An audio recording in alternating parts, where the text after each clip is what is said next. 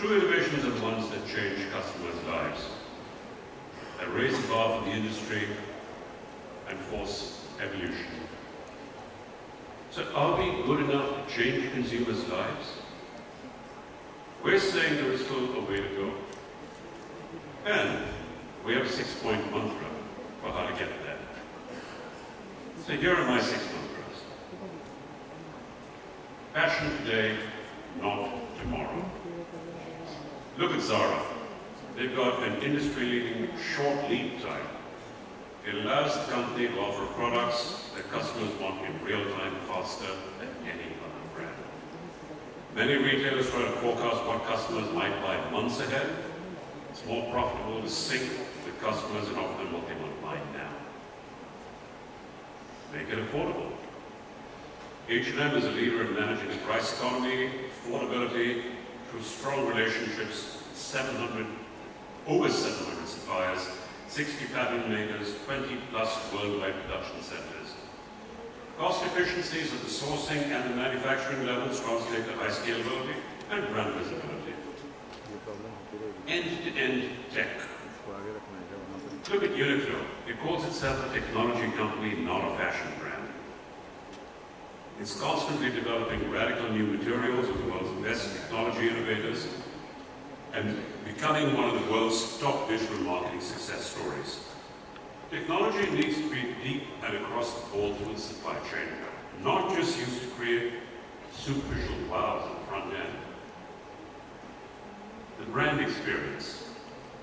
From being a pop-up store trendsetter to turning retail into an art form, Comme des Garçons treats each of its stores as a dramatic innovation studio customized for culture and demographic change. Use store locations, use store displays, use product dynamism as elements of marketing and brand experience. User-generated fashion. Adidas. Adidas relies heavily on social media and storytelling. It's constantly analyzing the reaction to their content. Customers are potential co-designers of Adidas collections. Leverage the connected customer to co-develop intuitive product design, create tailored shopping journeys, and to enhance brand enhancements. Customer research. Powerful fashion retailers empower sales associates and store managers to be at the forefront of customer research. Real-time research allows sharp product design strategies that accurately meet customer expectations. That's the theme we're going to take through for the next 2 days at IFF 2019. We're also going to try and break everything in the room.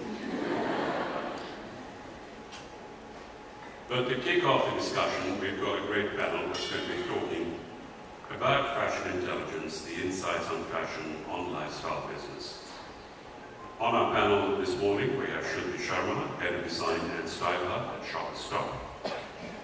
Sharat Walia, Brand Director at Park Avenue, Raymond Apparel. Guys, feel free to come up anytime. Edward, go. Manish Agarwal, Head of Human Resources at Puma. Abhishek Yadav, Design Head Spike and Lifestyle. Narendra Kumar, Designer and Creative Director, Amazon Fashion. Sanjay Shukla, Triber Sportswear. Rohit Aneja, Director, Marketing and Business Development, Paragon Apparels, Alsys. Sartaj Mehta, Design Director, FFP's London. And to lead the discussion and moderate the panel, I have Hiranshi Datta, founder of Lifestyle. Pleasure for yours.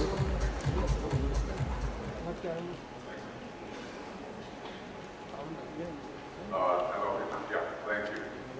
So we're missing a couple of people. Narendra Kumar is on his way. Speaker के पास रहोगे ना very soon. वो वाला बड़ा वाला speaker के पास. Work commitment came up, but we still have a fairly distinguished, experienced, diverse panel.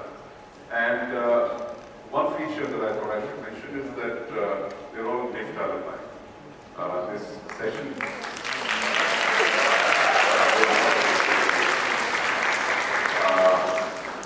This session is being partnered with by the Association of NIFT Alumni, NIFT, and I just thought I'd take just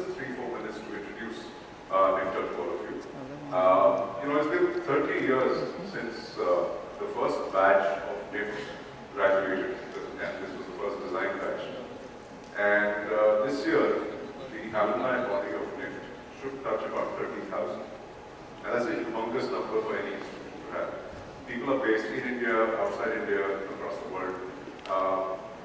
It's an wild guess estimate somebody put out that perhaps about $150 billion of business is managed in some form or the other by NIFT alumni.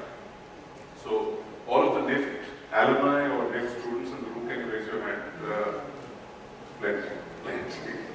Yeah. Okay. So yeah, because it is a pioneering institution, I think we're still kind of reaping the benefits of that, and the industry will continue to reap the benefits of that over the years. The association itself was, can you just run the slides if you don't mind? The association was formed, unfortunately, too late in the institution's life, but it has been active in getting alumni together. We are essentially focusing on, so technology is not our friend today. Can you go to the next one, please? It might be something as simple as the cell having run out. NIFT was formed essentially to bridge the gap, which would include all streams, all campuses, all years, and actually use the weight, the humongous influence that NIFT alumni have together to actually change both the institution, the mother institution, as well as the industry for the better. So there was the NIFT and industry linkage, which many people felt was weak. There was the institution itself, which needed to be strengthened further. And students are constantly looking for projects, they're looking for internships, they're looking for jobs. So the idea is that the association would actually work towards multiple things.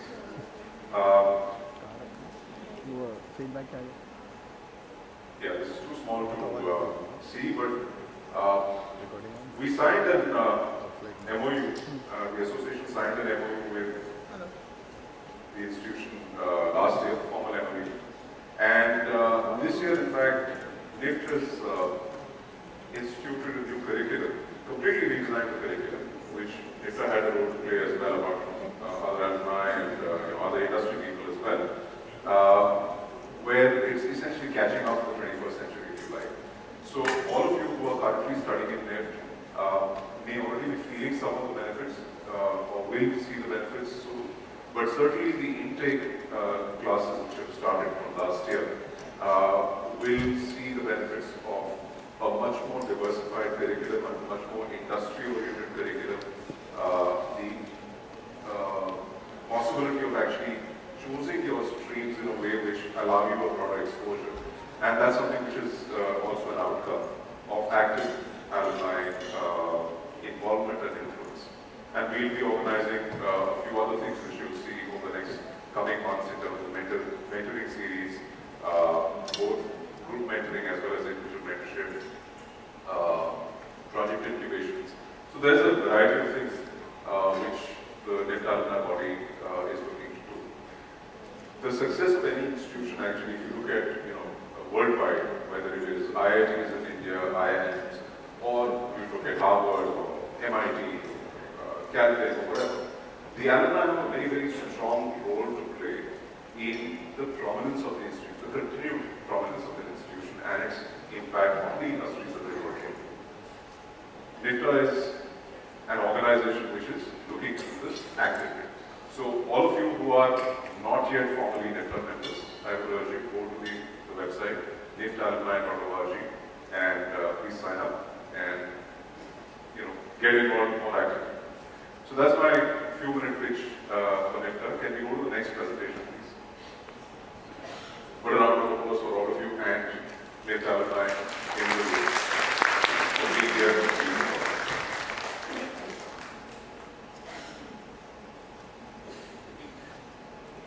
So we have a topic which is actually it reflects upon each and every business in the room. how to build a powerful fashion business. There are many aspects to it. In fact, Anish actually mentioned in his introduction some of the points. There are some fundamental principles which actually impact the profitability, the sustainability of a fashion business, the scalability of a fashion business. The people on this panel actually represent, in many ways, different aspects of the industry and different brands which are addressing different segments, different life cycles in the fashion cycle, different parts of the life cycle. And each of them will have their own perspective on some of the 6 principles that we talked about, which are first mover advantage, fashion today, not tomorrow, width over depth, customer research, end-to-end tech, and brand experience. We'll take these a step at a time. I'll need another clicker. Yeah. So I'd just like to start with a flashback, and I'm talking about the demand delivery. Each business in retail responds to a demand, creates a demand, and that cycle of demand delivery is something which the fashion industry is supposed to be very good at. And I'd like to take you through that. This was work which was done in the early 2000s with a very prominent Indian company whose lead time from concept to delivery at that time was 8.5 months.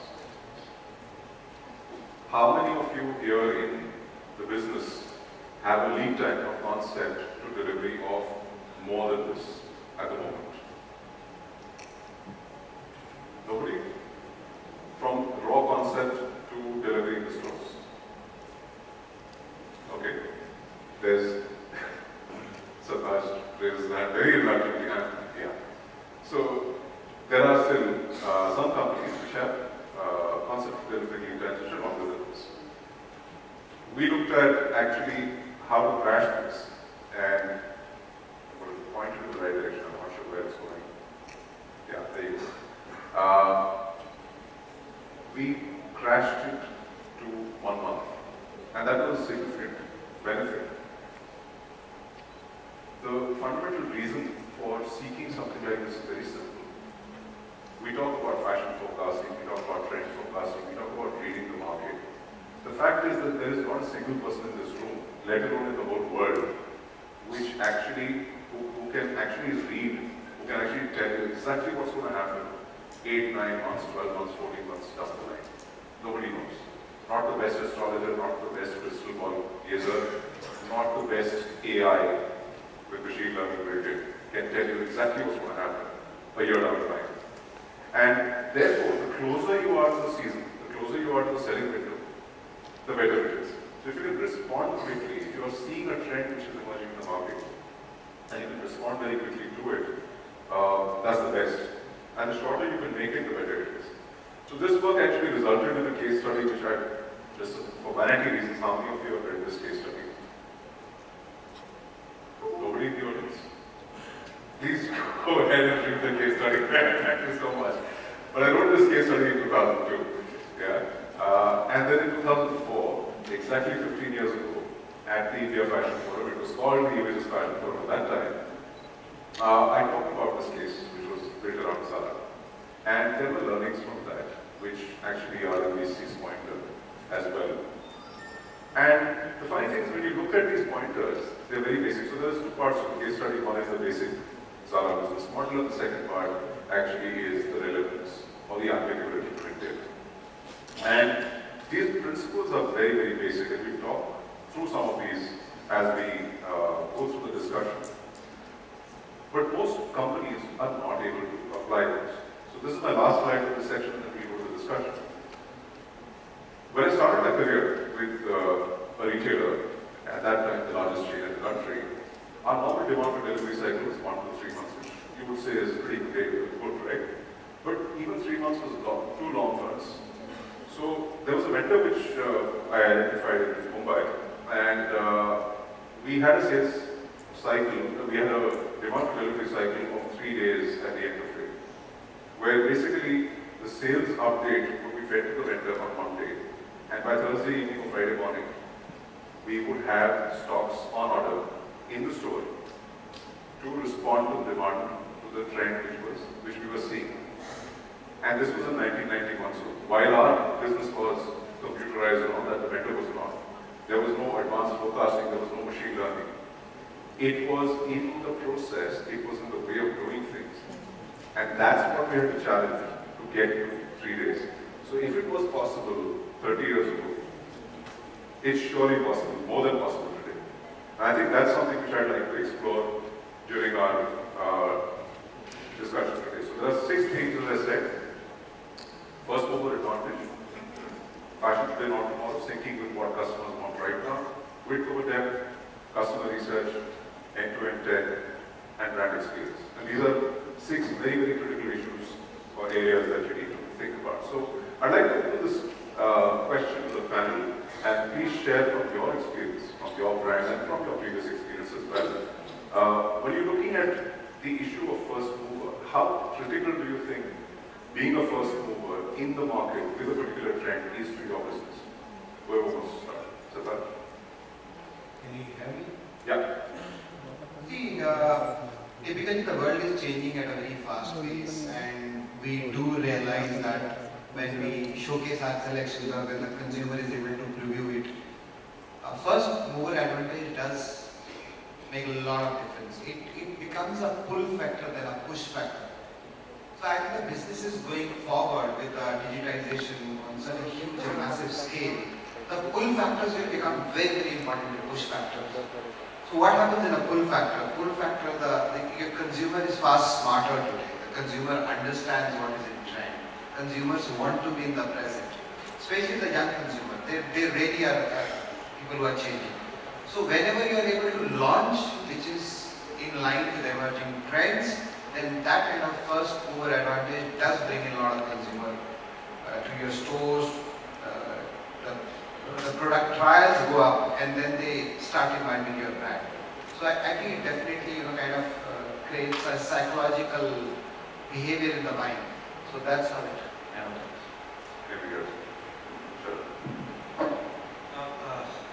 And I'd like to give an example of the current business. So I manage a brand called Park Avenue. And I think it's best explained if I give an example. So we are a predominantly formal brand, and about 4 seasons ago we spotted a latent demand in the market for knitted suits. And the acceptance of that was far and few. And we were kind of the first ones to launch that in the market. I think the point that Sartaj made, I agree with him. I would probably just try and add one more point. I think the first mover advantage might not yield the direct amount of results that a brand would measure. I think the first mover needs to be followed up with another season to really gauge what you have, because the first time when you launch a new concept, and let's talk about India only, the acceptance is so low that you are tempted as a brand to drop it. So I think first mover advantage is important, but I think sustaining that first mover advantage for a period of 6 months to 1 year is important. So in the current example that I was trying to give you, the real taste of success we really started to have is after 2 seasons. So really we launched it in let's say January of 2017, and it's now in 2019 that we're really tasting that fruit of success. I think that's the point that I was trying to make. Good morning, everyone. First of all, I'd like to thank Devanshu for inviting me for the talk. Second thing, what I would like to compliment about Devanshu is when he presented 10-12 years back, he looked the same. Thank you so much. Yeah. So, what I can say about fast fashion is it is very important to know your market. You know what segment you are dealing in. There are segments who may not respond to fast fashion immediately. For them, it could be ahead of they will not relate to it since it's too early for them to, adapt onto. But at the same time, if you are at a premium end where, people are looking at trendy clothes from your brand, it is important to have fast fashion lines, and you have to really talk about them, make them visible. Doing small quantities of fast fashion, getting hidden in the display will not work. So it is equally important to talk about fast fashion to try to grab the attention of the customers. And certain times we have also seen the fast fashion sometimes, do not really click with the customers. They really find it not happy with them. Till the time they get educated, they see it happening at the fashion weeks, or they see it happening in various media, and they quickly, get on with it. So it's a mix of talking about fast fashion as well as bringing it onto the floor at the right time. This is my understanding that we should be, balancing it out with the product as well as the talking point. So let me just follow on with your comments. And this next point really is about fashion today, not tomorrow, where you have to be in sync with what the consumer is wanting. So there is an element of leading the market. So the first mover advantage is that you're leading the trend. But is there really a disadvantage in being a fast follower as well? The first follower, if you like, or the biggest follower. Is there any disadvantage you see, or is that an advantage because somebody else created a trend and then you're following quickly? I would say if you have an understanding of your market, you can decide to be a, the fast trendsetter or a fast follower. The markets which I have been associated, I would like to be a fast follower where, the new trends are actually known to the customer, that these are the trends which are happening internationally. They are really on the Instagram, they are really on the Facebook and social media, and people are looking for it. That time I would like to bring it in. If I bring it in early, I have got my fingers where, things have straight away gone on to discounting because people have not responded to it. So fast follower is also a very, very important point which I would. Abhishek, how to play Sadar, you want to take that? See, a lot depends on the relevance. For me, if we look at a brand business, it has three very big components. One is core, essentials, one is fashion, and one is fad. So it's depends if you are caught between a fad and fashion. You got to understand very clearly, fashion is relevant, fashion is today. So if you push fad as a fashion, then there's a problem. That's what I think. But the way times are changing, it is impossible to stay back after some time. You look at what has happened in shoes. Look the kind of shoes we used to wear 10 years ago, and look what is happening to shoes. The most fashionable article in your wardrobe is a shoe. And it's all 3-4 big brands have been kind of chasing to bring in new products all the time, and it has been really caught up so well. So I think everybody is going through, and it's happening to apparel also. So I think the trick is to balance between fad and fashion. That's where you kind of. Hi, so I think what I want to add here, I think all the points very, very relevant. Of course, being first gives you that advantage, and being a fast follower as well keeps you still ahead of the race. And I, having worked with a brand for many years now, which is known to be fast and known to be forward and known to have this, urge to be always the first mover, can say a few more things on this. I think with being a first mover or a fast follower also comes the ability to take risks for an organization. Because obviously you do 100 things and probably you'll fail at maybe 50 and only 50 will go forward. So while it's great to have this feeling of being always the first mover or the fastest follower, an organization should also know that when you have that mindset, you will sometimes fail. So also have that risk, also have that appetite to take that risk of ideas that might not go forward. So that's something that I think we all as organization heads of function should know, that when we lead that kind of culture, we should also have that appetite.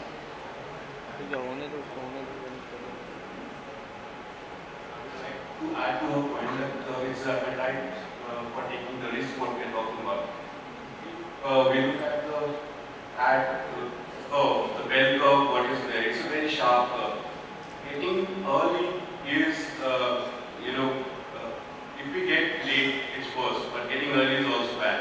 So it depends on what we want to, what we want to talk, what we want to prove. Basically, if as a brand, if we want to stand by, okay, we are the one, we fashion, great. But if you want to do business, we have to take that the highest peak of the curve. And I think it's the right thing, getting the right trend at the right time is what we are here. I think everybody is what I understood is what we're saying. So, yeah, timing, of course, how do you get the timing right is the question, really. So, Rohit, you want to add something to that? One assumption which we are making in terms of fast fashion is the fact that the maturity of the consumer. But in the markets, it's actually heterogeneous. Within India, or not so homogeneous across the market. So we are assuming that when you say fast fashion, even in European markets like Zara, they operate in limited, I would say, as a universe market, very limited areas. So what sells in Scandinavia will be different from what sells in fashion countries like Europe, other European countries. So we have to kind of look at more heterogeneously the consumer and have our fast fashion followers or designs more appropriate with the consumer from different areas. So what you're saying is that it's, I'm going to relate to 2 points. Manisha made a point about risk, that you have the capability to take the risk. But what you're saying is you also have to mitigate the risk, you have to actually manage it. And in that sense, don't make all things for all people. Make it custom, segment specific, market specific. Have more width rather than just pure depth. Just don't go for numbers. There's a whole concept of being global. Be global, but we have to be local. And also another area where a lot of brands like the sportswear market, they do have a main percentage of their range, which is their core range. Some of the ranges sell for 3 years in the same, no changes.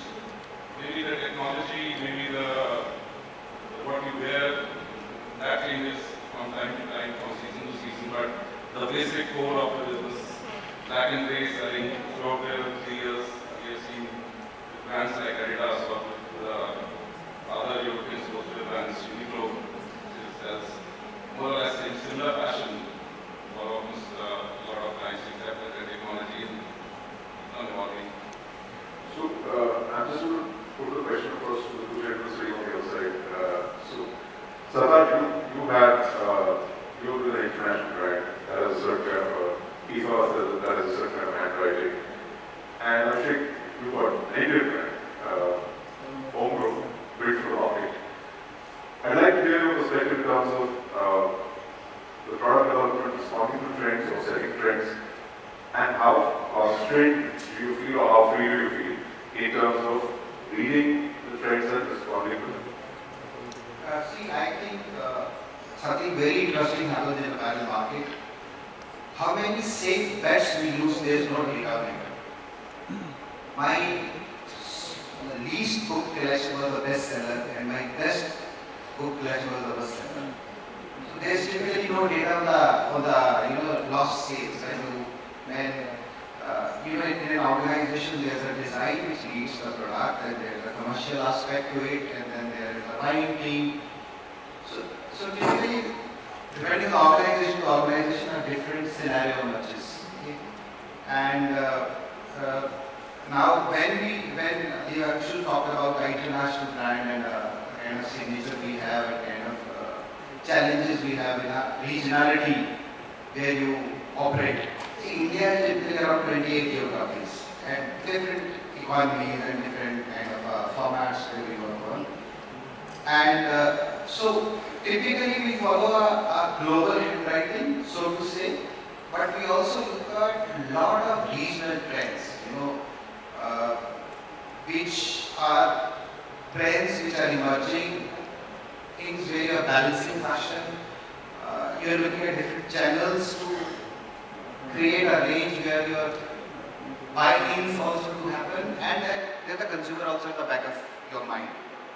So we get an opportunity through our retail stores to do flash lines. This is what we started a year and a half ago, that we realized that For me, the consumer is important. The buying team, the merchandising team, the sales manager really doesn't matter because they come from the past and what you're looking at is the future. So we get caught in that scenario. I'm sure Abhishek would also have his own. So it's a very complicated situation which you need to handle. So this gives us an opportunity to actually go direct to consumer, and we realize when we go direct to consumer in our flash lines, again, you know, you need to learn how to balance a fad and a fashion. You really do well. And if I give you another example which is not apparel, I'm sure you all have heard about Nokia and Blackberries. I wish they understood smart fashion. And they did understand trends, they would have not been where they are. So it's a very tricky situation. You need to understand balance, you need to capture trends in a very right way. So I think the challenges we have for a global brand where you have to carry the global heritage and yet globalize it. That is global and local. That's how we work. I agree to what you're saying to the most of that. Because being an Indian brand in that segment, in fact, even from north to south and east to west, there are different kind of demographics and everything. There's a different taste to the consumer. And things vary a lot. So we have to basically keep in mind when we are making our range as per that.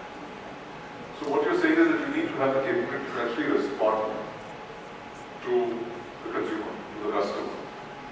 And the question really is, are businesses geared to respond? But before that, the question is, what are they responding to? Are they actually listening to the consumer? Are they actually listening to the market? Are they seeing the market?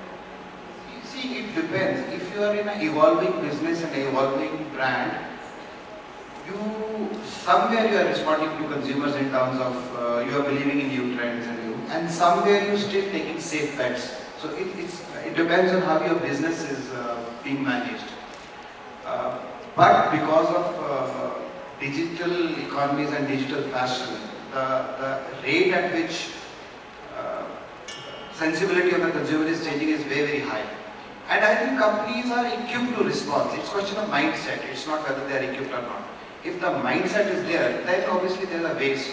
So you can very well come down from a 12-month cycle to 8 months, 8 months to 6 months, and you can break your businesses in different, can have different aspects. You can have some percentage of business which is 12 months, some which is. But I fundamentally believe that fashion is very relevant, and you have to remain relevant. So whether you call it fast fashion or relevant fashion, otherwise. Larry, I'm thinking of this, and you've got two hats you wear, apart from the third one that you're wearing right now. Amazon, behemoth, retail behemoth. On one hand, you've been involved with that as creative director, and you have your own line as well. You've been a designer for the last too many years. How do you read the market? How do you read the consumer? Are you setting the trend for them, or are you looking at understanding them and feeding into them? First of all, apologies for being late. My flight got delayed. I came in from Bangalore. The thing is, I think it's both an opportunity and a learning. Opportunity, being Amazon is you have data at a very micro level, and every second you're analyzing the data to see what is selling, and really how quickly you respond to that is what you're looking at. Like you said about the cycles that are there in fashion, the cycles are 15 days and 20 days. If you can get quick stuff, you need to be seen as someone in the front running kind of stuff. You need to really, use what you get to be able to be upfront, but volumes come from different places, and for a brand to create its identity, it needs to be seen where it's working. Is it working in the evergreen space? Is it working in the kind of forward space? Lot of opportunities right across the way. But for me, as an individual designer, I think that we are at a cusp of a wonderful opportunity with the millennial consumer that is going to redefine what fashion and what brands mean over the next 5-7 years. You've seen that one cycle of brands happened like about 10 to 15 years ago. This is the beginning of a new cycle of brands. And people who can respond to the new consumer in the sense of not only just fashion trends, I think it is more the mindset, issues around sustainability, issues around environment. How do you build those values into the brands that you're creating are really going to be the brands that will define the future. I mean, you look at what's happening in schools across the world. Kids are protesting against the environment. They are the people who are the most active when it comes to what we are doing and how we are preparing the world for them over the next 30 years, And brands that talk to that crowd and that mindset really, for me, are going to be the brand leaders of the future. Thank you so much for that lead into the second part of the discussion. I'm just going to come to in a few moments. But I'd like to add a couple of questions to the panel.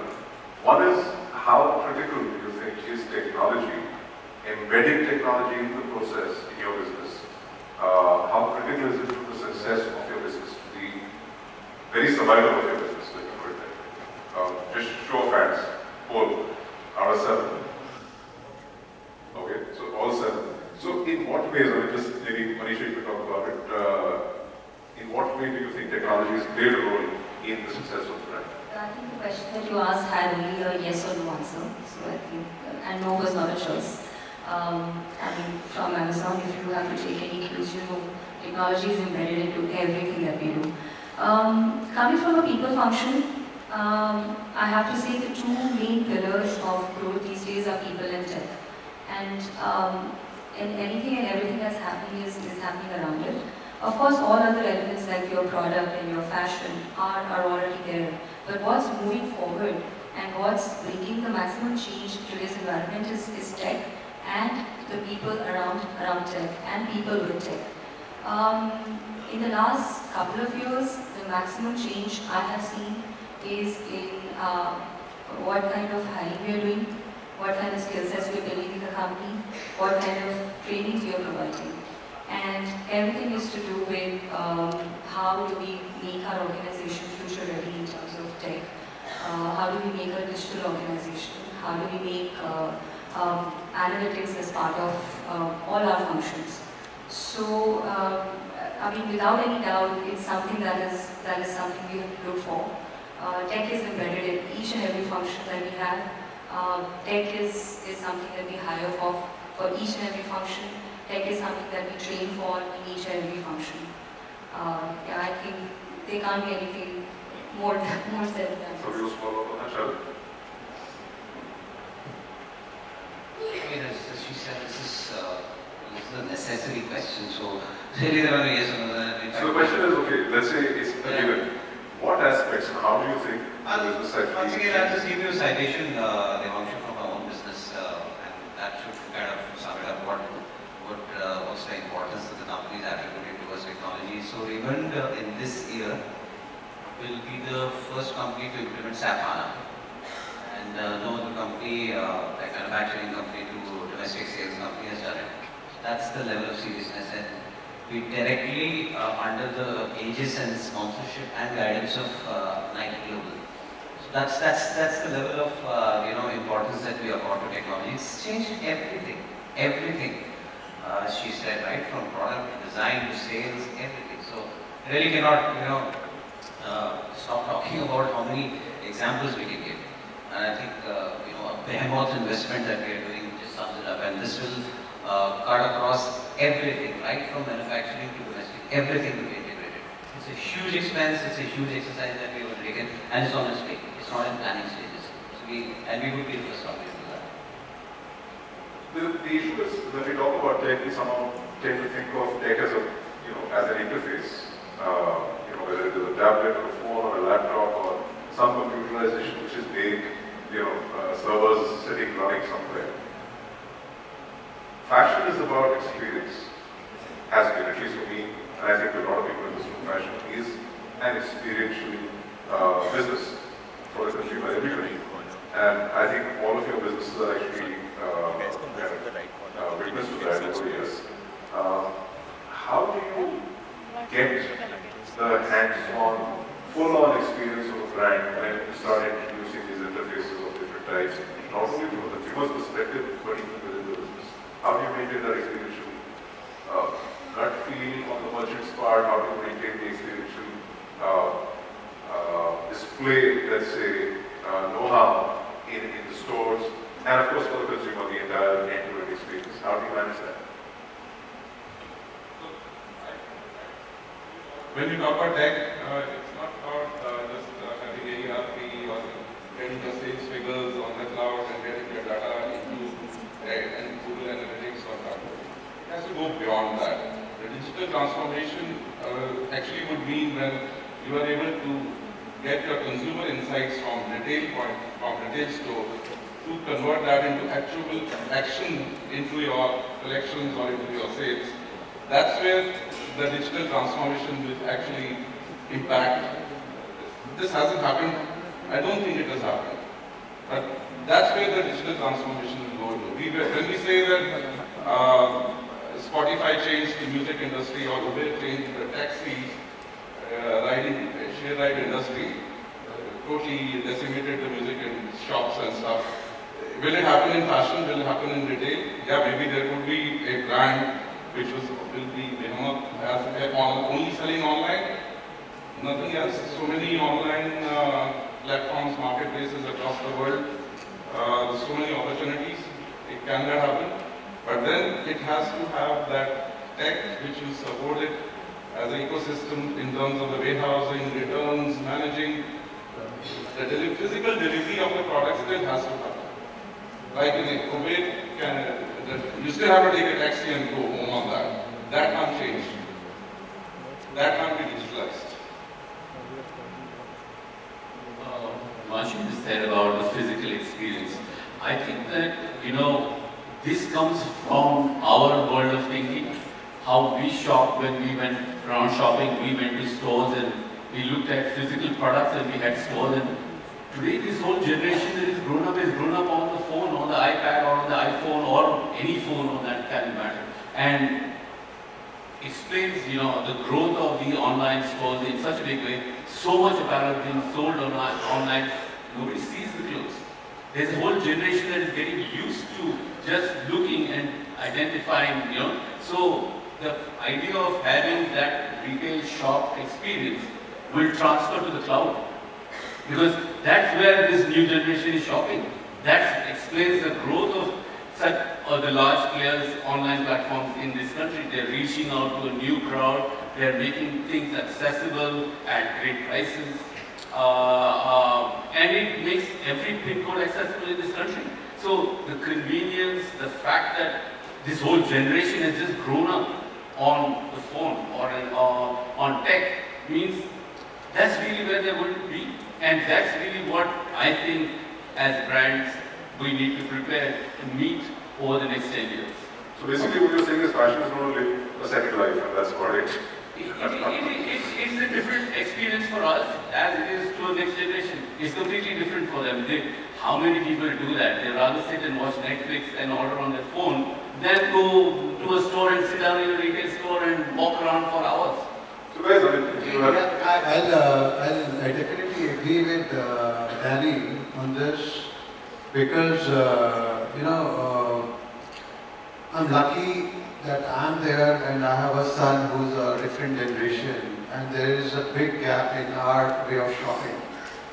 I'm really scared about Zara's and H&M's because they may not be able to, attract the new generation which Nari is talking about. My son, he's only 12 years old and he's following Supreme, he's following Off-White, he's following Palace, he's following Fear of God, which are cult clothing, and it is all through technology, it's all through digital media. And all these brands are sustaining because of low supplies. I still remember, 1.5 years back, I waited 1.5 hours on 24th of December outside Supreme store in UK because my son was dying to buy a hoodie and I paid through my nose. So there is a different set of future which is coming in. And since we are talking about future of fashion, we have to look into all those aspects also. We have been talking about conventional fashion and conventional way of retailing. That is also going to be there. I mean, the population, we are lucky being in India, where the population and the money is so much over here now. So there is a big market, but there is another approach to fashion which Narendra is talking about. So technology is the backbone now. You cannot sustain without it. I have personal experience a little bit. I am also the founder member of Zoe.com, if you guys remember, 6 years ago. It was a pure play digital platform. And that time the technology of the consumer end had not evolved so much. So, you know, basically when we looked at traditional format of buying, so it was the moment of truth when you actually pick up a product, and that's the moment of truth. The digitalization has actually changed the whole meaning of visual merchandising. So it's more of a digital merchandising now, which has become a moment of truth.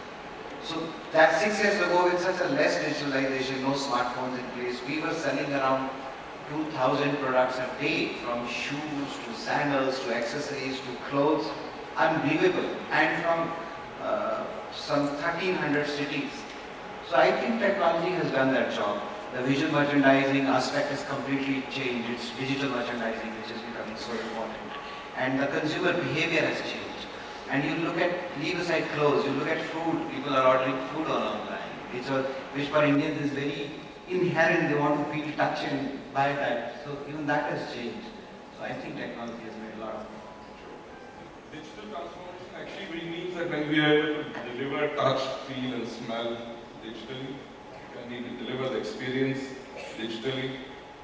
I think in the coming future it's heading towards that, and that's where the technology is heading towards. I think we already had the issue. Just one maybe last statement on this. I think when we're talking about technology, probably all of us are maybe biased towards online shopping. So I would just like to highlight, like Shruti also mentioned, that offline will also be there, right? So let's not remove our focus from there and see that while online is emerging, what do we do to keep that technology, to take help from technology, to keep our brand experiences going great on the offline world as well. So like you mentioned, that how can consumer insights come into play, which can help the store managers or the store staff understand the consumer better. So those are also the kind of things that the brands have to focus on, because yes, while online is evolving and emerging, we do have a big offline industry which we are all managing, and we need to see how technology can marry into that brand experience as well. Which you're saying is not disappearing anytime soon. I hope not. Okay. Abhishek. I just wanted to say, possible that this, in 20 years time or 30 years time, this offline stores would just go away. Like the music industry was music shops went away. And it just could be possible that a big... What I wanted to say is, like, you know, we still sell our clothes online, but, you know, we still need a fashion show to create the brand value. And it needs to be offline, whether it's a designer brand, whether it's a brand... You're talking about offline store as a place to sell clothes or fashion. The experience, offline experience would be totally online. Is really, yeah, but you still need to create brand visibility through stuff that you do offline, on stores, in brand, in stores, fashion shows. That will continue to remain because you experiences offline, yes. Activities offline, yes. But selling, actual selling on a store, is it possible that in another 20 years there won't be any more offline? Let's just take a quick take from Abhishek. Talk about technology. See, there are two phases of technology when it comes to fashion. One is at the consumer end, what we are talking right now. Second is at the back end, where we use the technology to manufacture the product or use it at the factory edge. Now, I want to talk about the second part. At the factories end or in the making, technology is used, and it's being, I think it should be more highlighted at that front. Because right now, sustainability, as we are going to talk about it, there are laser technologies coming in. There is less water washes and all. are there, which I think should be, those should be top, I think should also be in focus. Okay, so since you mentioned it, just to add to this, I think we're not even talking about the potential of 3D printing. You know, walk into the store. Just hold on to that thought. Hold on to that thought just for a moment, because I want to lead into the next part, and then we need to leave enough time for Q&A as well. So I'd like you to go to the video, please. Before you go to the video, there are a few slides. You just put the slides up.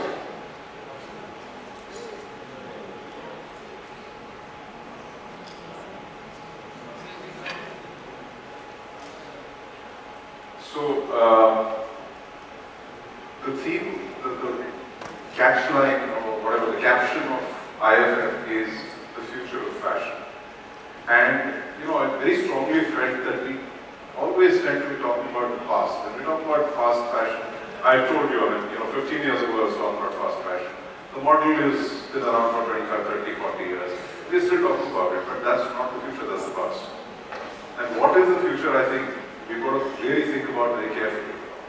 Currently in the world, there are almost 80 billion items of fashion sold every year and growing. And when you look at that graph, the US leads the picture, Japan is next, Canada. India and China are still way down. But the moment consumption starts picking up in the same way, you can think of what the numbers will look like. About half of the products that are sold at a discount, at a markdown, which means that they're essentially not needed. About 40% of the clothing is never worn or rarely worn, maybe worn once and then kept aside. This is our industry.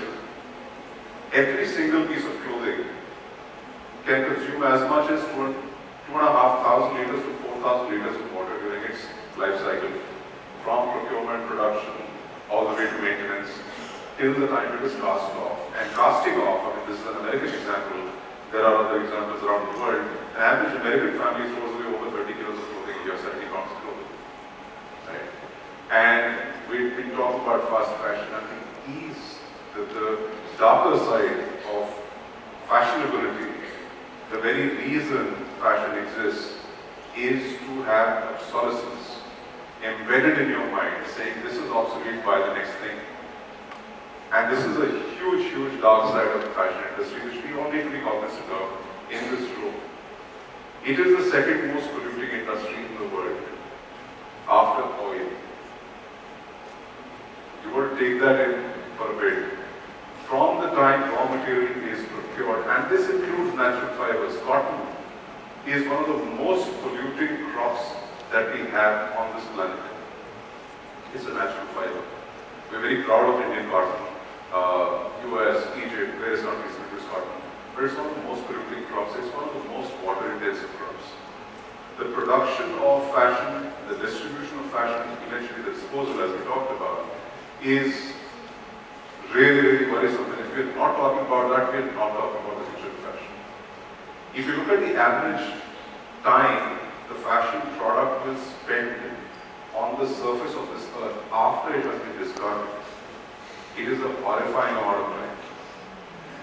The plastic buttons, which are made of material which came from dinosaurs and insects and plants that lived 200, 300 million years ago, gets made into oil and then gets made into polyester, which then gets made into a button.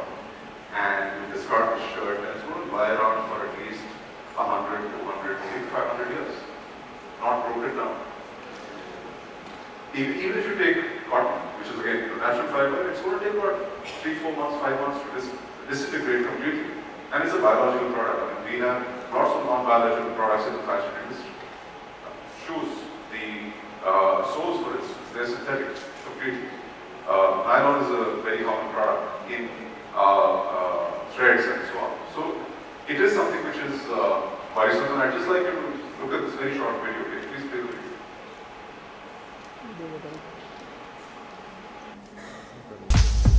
Buying clothes has never been easier.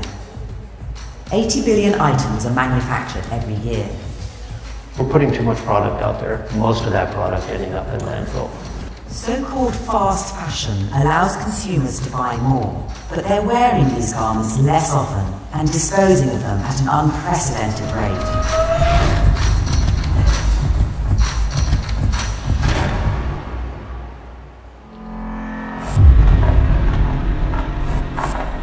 This is where wardrobe cast-offs end up. Savannah Rags is a clothes recycling and processing plant in Nottingham, England. They process discarded clothes from recycling bins around the country. Mohammed Patel has been running this plant for 12 years. The majority of it will go to Africa and Dubai. We send some across Europe, and we have a couple of buyers here in the UK that buy from Northern. Globally, sorting plants like this only deal with around 25% of discarded clothes. In Britain, more than 300,000 tonnes of clothes end up in landfill every year. It's the fastest growing category of waste in the country. But this is a global problem. Expanding middle classes in emerging markets are hungry for more and cheaper fashion. It's estimated that by 2050, global clothing sales could more than triple. So one of the things that we've noticed is that the quality of the actual material being used has gone down. We're now having to process a lot more just to get the same quality of goods that we can sell on. But how can the fashion industry continue to grow while addressing the environmental need for people to buy fewer clothes? New York fashionista Ijana Kola is less about rags and more about the latest runway fashions. Because I post often on Instagram, there is a little bit of pressure to have a new outfit. She's a fashion blogger. Her stylish posts and clothing tips are attracting a big online following. I found myself before buying a lot of clothes. I usually bought clothes from H&M and Zara or ASOS. If you're looking for trendy pieces, they have them. They're pretty affordable. Today, she's looking for a new outfit for a swanky industry event. But this store doesn't sell clothes. It rents them. Ijama has been championing Rent the Runway's radical new approach to high-end fashion. Rent the Runway is a clothing borrowing service which allows you to rent clothes for either 4 or 8 days at a time. You are cycling through clothing as fast, but you're borrowing it with other people, so other people get to wear the same things that you're wearing as well. On average, only 20% of clothes are worn on a regular basis. Rent the Runway's mission is to change consumers' relationship with the clothes they wear. Rather than buying something, only getting to wear it maybe 3-4 times before you decide to give it away or throw it away, an item is worn a lot more when it is being shared across different people. Rent the Runway only has a couple of flagship stores, but online it's a giant, and it's disrupting the fashion industry. To date, there are 10 million members, so it comes with a hefty laundry bill. The company claims to have the largest dry cleaning facility in the world. Rent the Runway is getting more mileage out of items of clothing. It's also helping to tackle an increasing throwaway culture. But the last thing clothing brands want is for consumers to buy less. Except perhaps for Patagonia, an outdoor apparel brand, which sent shockwaves through the industry with this full-page advert in the New York Times on Black Friday 2011. Here in Amsterdam, Ryan Gellert heads up Patagonia's operations in Europe and the Middle East.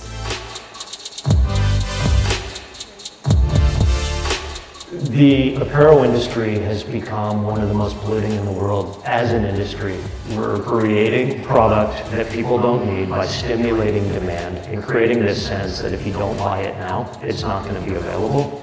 There's this race to the bottom on price and quality that is an unsustainable model. Patagonia's philosophy flies in the face of fast fashion. To buy once, buy well, and mend clothing for a longer lifespan. So maybe doing that in Amsterdam and then figuring out how to share it elsewhere.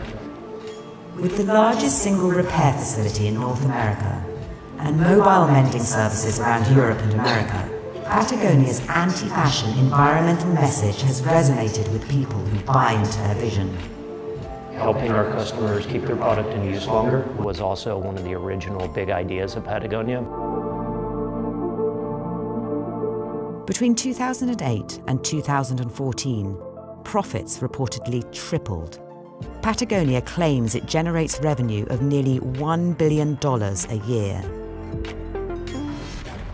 Its hope is to inspire other brands to tackle the environmental impact of fast fashion.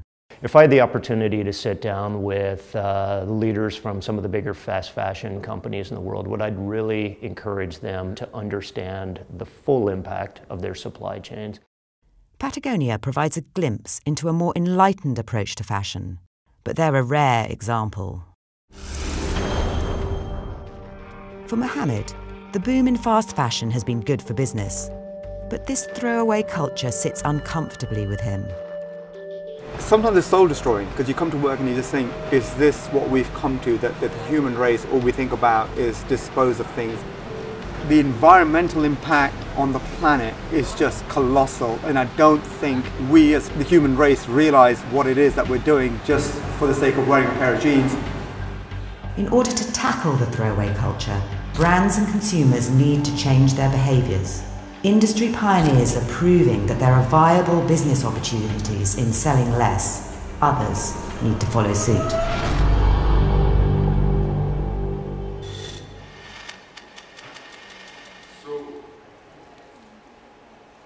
All of you would know about zombies, right? Zombies are essentially dead people who are undead. Fashion is a zombie business. Fashion as a business, as it has existed for the last 100 years, is dead. We just don't know it. We are running a dead business. If we are running the way the fashion business was being run in the last 10, 15, 20 years, and I don't care how much technology is embedded into it, I don't care whether it has stores or not, it's a dead business we are running. And if we haven't realized it, we are zombies. So there has to be another paradigm which has to come in if you have to run a sustainable business. And when you look at sustainability, you know, this is a cycle which is often talked about. Reduce, repair, reuse, recycle. To me, I've selected this particular graphic because to me, reduce is unsustainable. If you do not reduce, it doesn't matter how much you recycle, whether it is, you know, polyester bottles, PET bottles being recycled into t-shirts, or whether it is recycling of old clothes into fiber fill or whatever, it doesn't matter. It's still there. It's been consumed and it's been consumed again. You have to reduce. And after that, the whole reuse, recycle, repair comes into play. So, this is my challenge, and I've been throwing it to people for the last couple of years, and I've not got a satisfactory answer, but I'm going to throw the challenge to you as well, to the panelists, and every one of you in this room.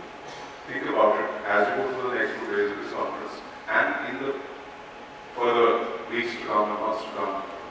If consumption dropped to half in 10 years, and it's not a very long time that we tell you that, if consumption dropped to half in 10 years, and obviously you have to run a profitable business still, how would you do it? So I'd like to open that question quickly for panelists to answer if they have an answer or thoughts, and then I'd like to open the whole session for Q&A to the audience. So anyway, Larry, shall we start with Larry, because he actually gave me a clue into this earlier. I think that you need to get on to the first part of it is keeping it sustainable. Recycle is a good way to start. Limiting consumption in a way could lead to something like that. And you know the brand that we just launched, which was the Alsis Nari sportswear brand, which is made entirely out of recycled PET bottles. One of its kind brand that could be there. It could be a model for how you sustain and how you could reuse. How you could cut consumption down is a different question altogether, because you know in the West, these are all guiding principles from the West, which has seen consumerism over the last 100 years. You know, in a country like ours, consumerism is just coming out. People probably, you know, there are going to be parallel tracks. There's going to be a community that says, I want to save the environment, and the other one that says, I want to taste everything that there is in the world. You know, India is a country of paradox, because where it is in the fashion cycle or consumer cycle globally. But I think each and everyone can do our own bit to make that happen to half. Of course, there's different business models that will come up for each of them. And you know, business become redundant. Lots of businesses become redundant in the past. I don't see why it cannot happen to fashion. See, I can add it with a different perspective. It's like, are we eating less? No. Are we driving less? No. Will we stop wearing clothes less? I don't think so. So you need different solutions for everything. Because obviously there's a boom in terms of population and there are different, our life has become completely different and we have very problem customized solutions for everything, from your refrigeration to your clothes, your running shoes to your walking shoes to your winter wear to summer wear, sleepwear, blah blah. So I believe there is always a way out. For example, in apparel, a very small beginning has already happened. It's more related to denim. We do a line called True Blue. So True Blue is basically where we use post-consumer waste for remaking our fabrics. We are reducing the usage of water in denim. So those are the new emerging trends in fashion. So that's how the fashion comes into play. So we are doing away with manual labor and manual and harmful enzymes in our denim, and we are using more eco enzymes, more machine-driven wash patterns. So I think there's a solution which will emerge and it's emerging. I don't know how much consumption will go down, but we have to make the whole thing sustainable. It's becoming a very big part of the industry, and it will become. That's how things progress. It's like solar replacement of fuel. Pretty much what Sardar said, I was about to say. I think when the consumption will go half or 25% or will it increase, very difficult to guess that one, as you know, consumer needs are evolving. I think the solution, at least the pathway to the solution, lies with what do consumers do and how can manufacturing organizations as well as selling organizations contribute towards what happens when the garment is either thrown away by physical wear or psychological obsolescence. As companies, manufacturing companies as well as selling companies, we do not really partake in that responsibility. So I think, you know, that's yes, so that's the second part.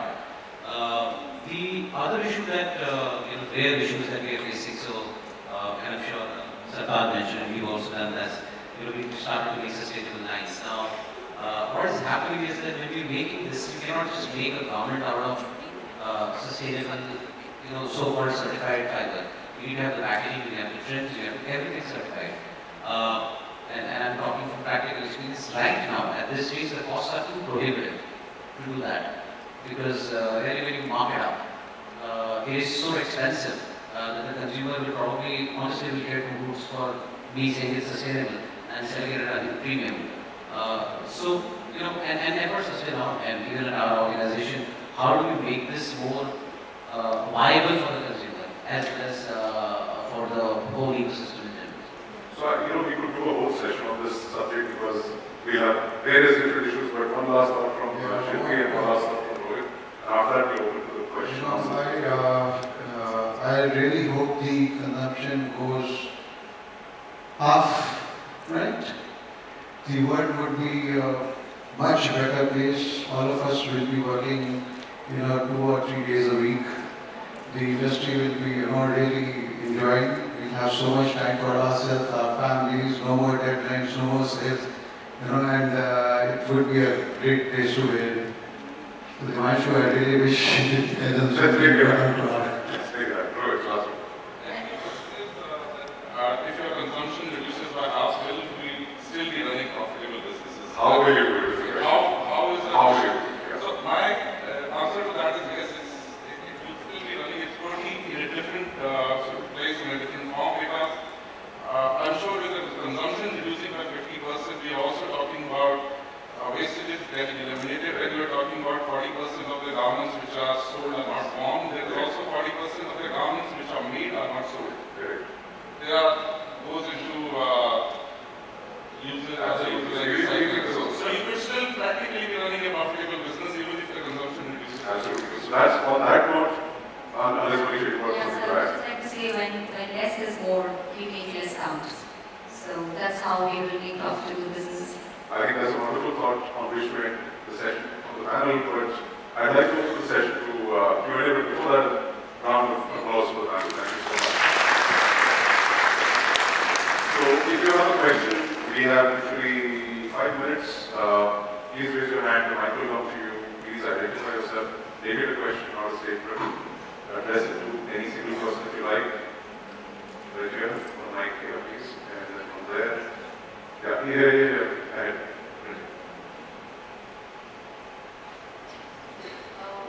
My question is on digitization. You identify yourself. Yeah, I'm Jyoti and I head a category in the shopping club. And so my question is, we were discussing digitalization and discussing that experience is very large for all of us and how fashion being an experience, because our generation comes from the fact that we felt that fashion was experience, but now the new generation is even more digitizing. But I feel history has repeated itself. And on the point where 20 years down the lane, we feel that, we will have not visual merchandising, we may not have,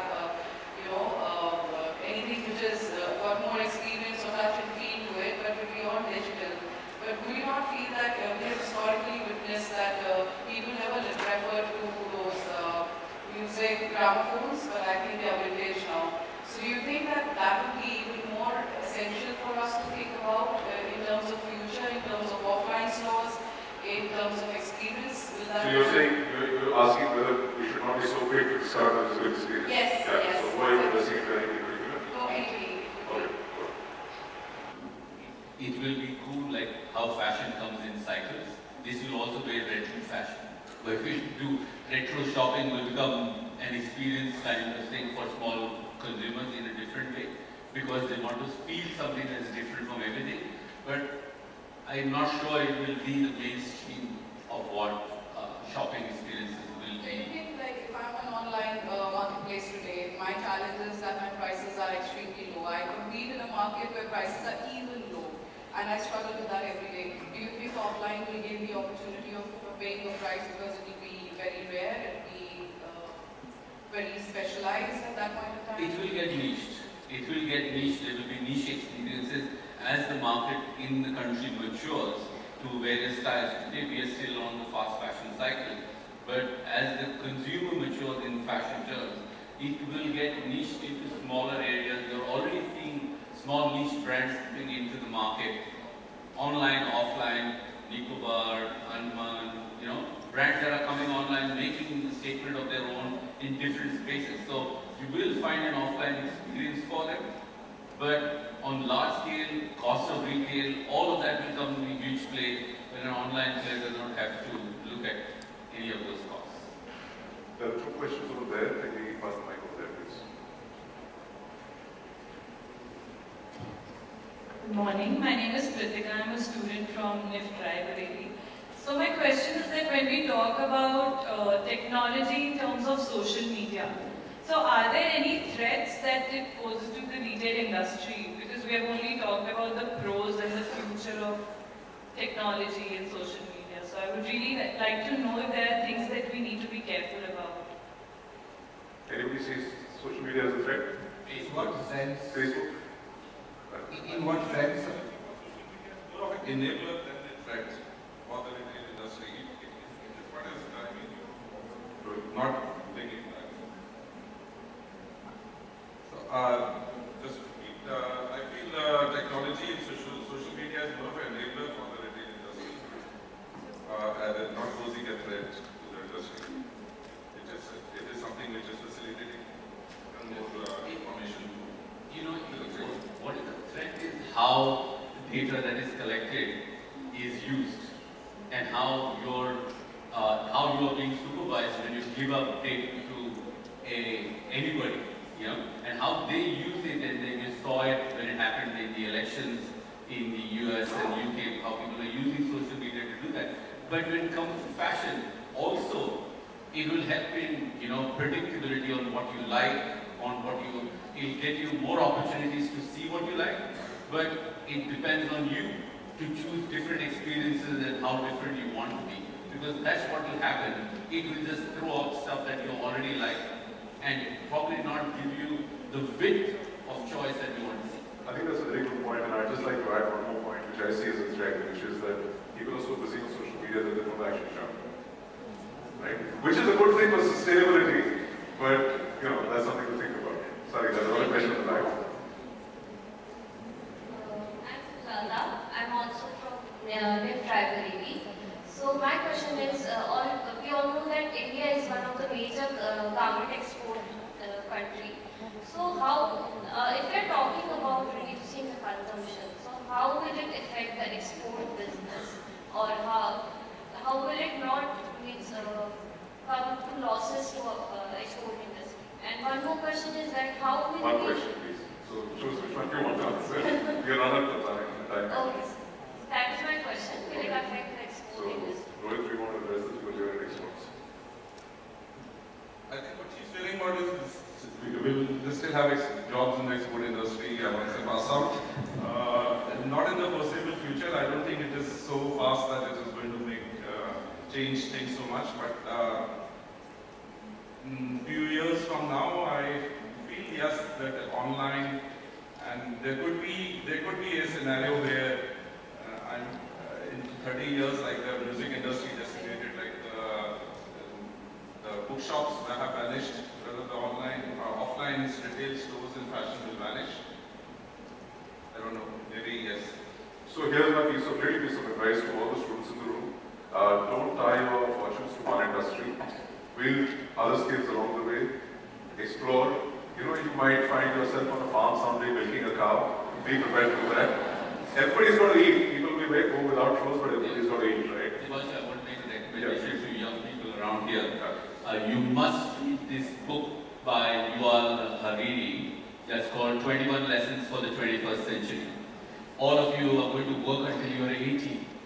So how do you measure your life? And what do you see as successes as compared to a generation earlier that worked until they were 55, 60 and retired? You know, that book is a great insight on what you're going to see in the future. And I'm not an agent, sales agent for the book, but one of the nicest books that I have read in a long while. Okay, one last question, and I think we really have to stop after that. Please just stand up and mic will come to you.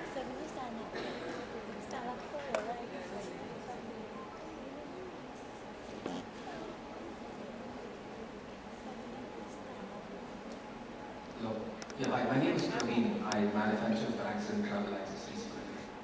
So my question to one of you was about sustainability. That kind of question intrigued me about consumption reducing my half, and you saying you might have more free time. I think we might have double the work to do to be able to get back to one. But my question is, Diwali 10 years back to Diwali today, number of crackers is reduced. That's all happening at the school level. So do you think if sustainability as a point is, I mean, the children today in school, once they pass out, like the 8-year-olds today when they become 18, I feel they will be questioning every single thing about fabric.